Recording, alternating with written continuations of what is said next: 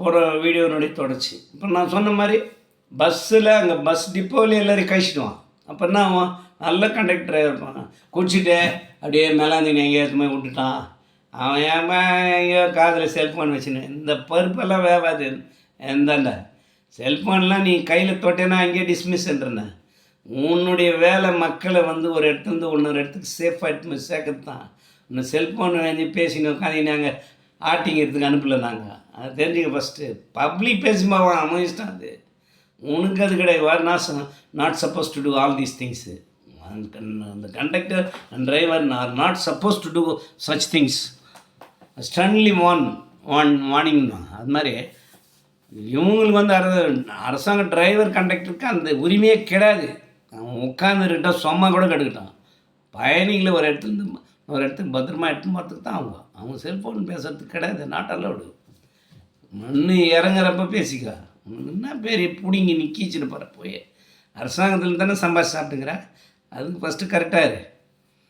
இப்போ பேசுகிறாரு ஓட்டின்னு ஒரு கையில் வச்சுன்னு எத்தனை விடுவார் எங்கன்னா சாகணும் எல்லாம். ஒருத்தன் செய்கிற தப்பால் எத்தனை பேர் வாழ்க்கை போய்ங்க தெரியுமா. ஆக்சிடெண்ட்டே வராதுடா என்னுடைய ஆட்சியில். எழுதி வச்சுக்கிட்டா சொல்கிறேன், ஆக்சிடெண்ட்ஸே வராது. ஏன்னு கேட்டால் நான் எல்லாம் ஸ்ட்ரிக்ட் பண்ணிட்டுருப்பேன்.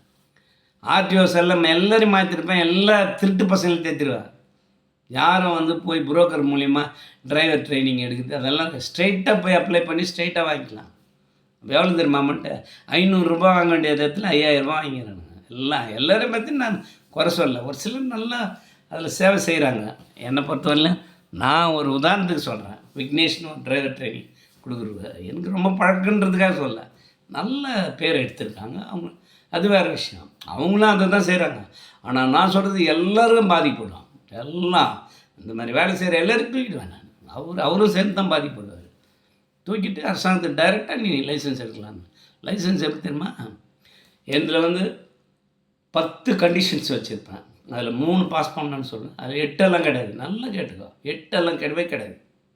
8 நீ வந்து போட்டு 8 கீசியெல்லாம் காட்ட தேவையில்ல. 8ன்றது ஒரு கணக்குலேயே கிடையாது. இது 8 போட்டு நீ பெரிய ஆளா? நீ மவுண்ட் ரோட் போயிடுவியா? இன்றைக்கி கோயம்பேடு போயிடுவியா? சென்ட்ரல் போயிடுவியா? சர்டிஃபிகேட் இஷ்யூ பண்ணுறோன்னு லாய்க்கு கிடையாது, அதை எடுக்கணும்னு லாய்க்கு கிடையாது. 2 பேருமே நான் வந்து கிரிட்டிசைஸ் பண்ணுறேன். ஒன்று இவனா கரெக்டாக வந்து கேட்டிருக்கணும் அவனை, இல்லை அவனா இவனை கேட்டிருக்கணும். துட்டு கொடுத்தா தான் எல்லாம் வாங்கிடுறியா? ஜனாதிபதி பேரில் லைசன்ஸு வெளியிட்டாங்க. யாருக்குன்னா தெரியுமா? அப்துல் கலாம் இருந்தப்போ அவர் பேரில் லைசன்ஸ் வெளியாச்சு. அது பெரிய இஷ்யூ ஆச்சு. பேப்பர்லலாம் வந்து எல்லாம் படிச்சிருப்பீங்க. அது மாதிரி நீ ஏன் பேர் கொடுத்து ஜனாதிபதி